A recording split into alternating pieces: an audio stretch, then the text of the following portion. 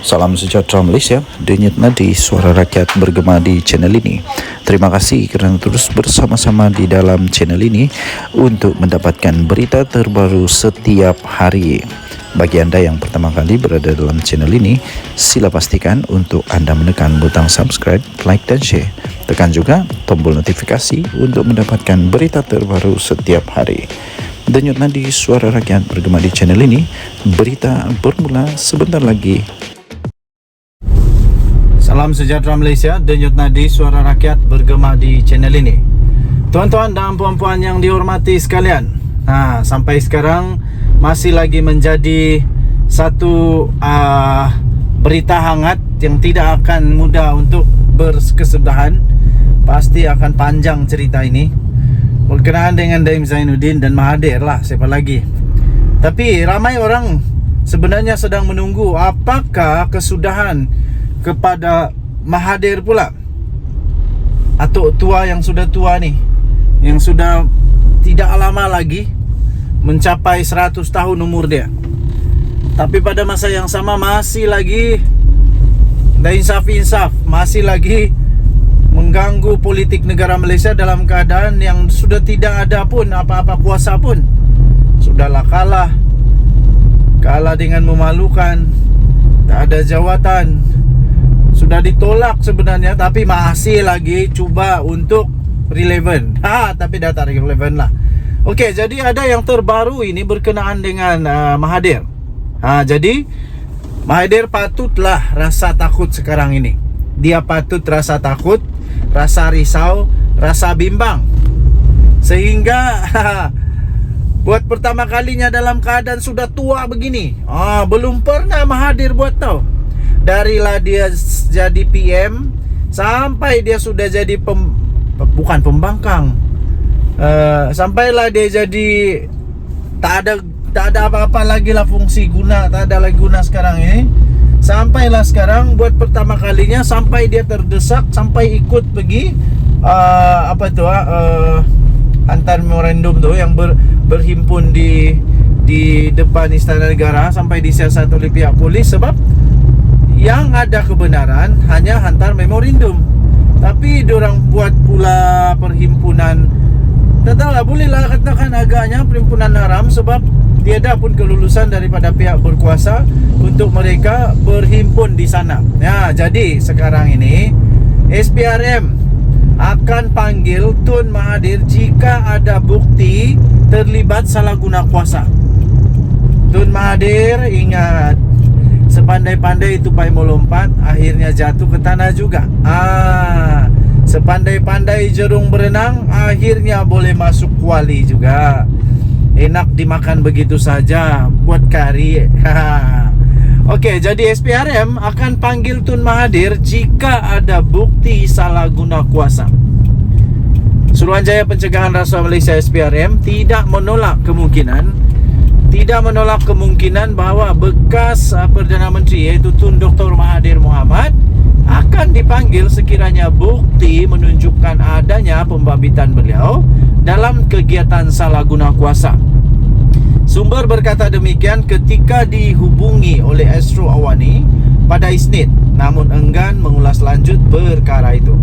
Sebelum ini, sumber memberitahu siasatan terhadap SPRM terhadap Tan Sri Mokhzani dipercayai ada kaitan dengan dakwaan guna kuasa membabitkan bapanya Dr. Mahathir. Seorang lagi anak Mahathir, Mirzan, turut disiasat, namun kes itu adalah kes yang berbeza.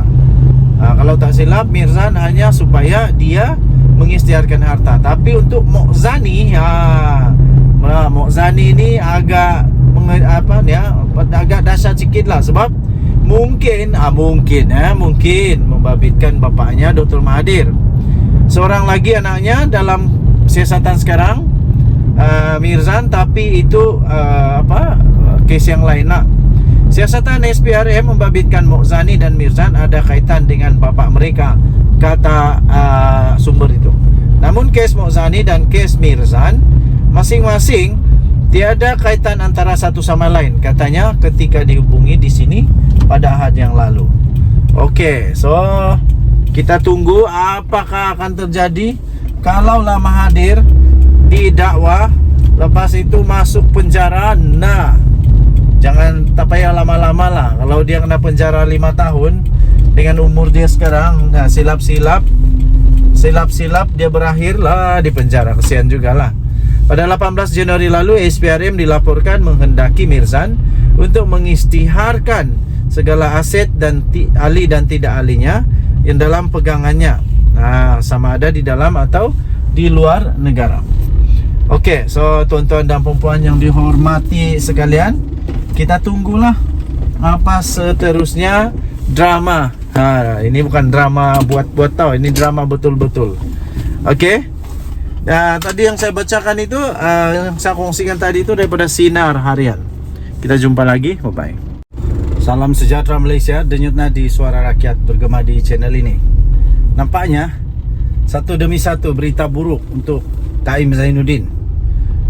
Pertuduhan terhadap Daim Zainuddin yang telah dilakukan pada hari kemarin nampaknya mungkin bukan yang terakhir ya, tuan-tuan dan puan-puan yang dihormati sekalian.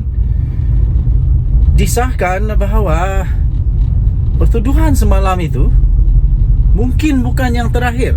Jadi mimpi ngeri, karma, balasan kepada Daim Zainuddin kalau dia ada buat salah bakal akan menimpa dirinya lagi. Kalau ada dia buat salah, kalau dia tak buat salah, tak payah risau, tak payah takut, pasti kebenaran akan muncul juga. Tapi kalau memang ada kesalahan, memang ada unsur-unsur jenayah, memang dia perlu risaulah. Pertuduhan terhadap Daim semalam mungkin bukan yang terakhir. Pertuduhan terhadap hartawan yang terkenal sekarang ini, Daim Zainuddin, kerana tidak patuh terhadap arahan untuk mengisytiharkan hartanya, adalah mungkin bukan yang terakhir. Ini susulan terdapat lagi siasatan terhadapnya berkaitan dengan kesalahan yang lain, iaitu salah guna kuasa dan pengubahan wang haram. Ketua Pesuruhjaya SPRM Azam Baki berkata, siasatan bagi dua jenis kesalahan itu tetap akan diteruskan walaupun Daim Zainuddin sudah pun diheret ke mahkamah semalam. Jadi Ketua Pesuruhjaya SPRM sendiri, Azam Baki sendiri, mendedahkan perkara yang pasti akan tak disukai oleh Daim Zainuddin ini. Kalau untuk kesalahan tidak mengisytiharkan, gagal mengisytiharkan seperti yang dikehendaki oleh SPRM, itu dia punya hukuman itu ringan. Mungkin ringan kerana dendanya pun kalau setakat 100,000 tu bagi saya mungkin bagi Daim Zainuddin kerana dia cukup kaya. Kalau setakat 100,000 tu tak ada masalah kot.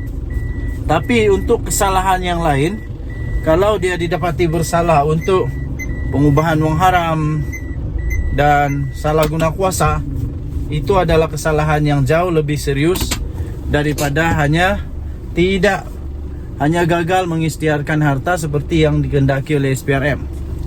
Jadi kalaulah dia pula terkena dengan salah guna kuasa dan pengubahan wang haram, itu satu perkara yang amat sedih, amat menakutkan dan pasti tak disukai oleh Daim Zainuddin. Menurut skop siasatan terhadap Daim itu dibuat di bawah Seksyen 23 ya.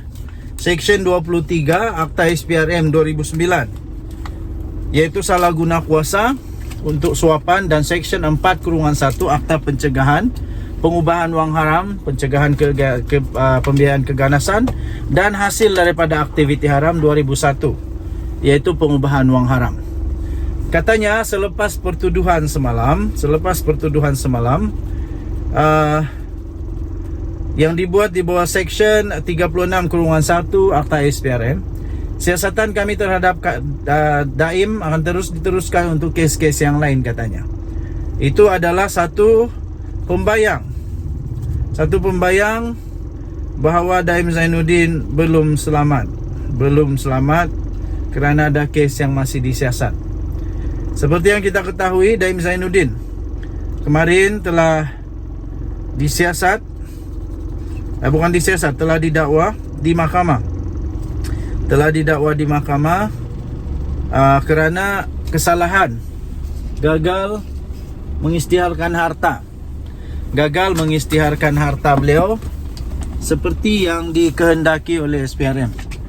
Jadi untuk kali ini kemungkinan besar dia mungkin akan didakwa lagi sekiranya memang didapati ada unsur-unsur pengubahan wang haram atau rasuah atau salah guna kuasa di dalam kes yang seterusnya ataupun di dalam siasatan yang dilakukan oleh SPRM. Oke, so kita tunggulah apa yang keputusan seterusnya. Denyut Nadi Suara Rakyat bergema di channel ini. Jangan lupa untuk tekan butang subscribe, like dan share. Malaysia kita punya, cintai Malaysia aku, kita jaga kita. Kita jumpa lagi, bye bye.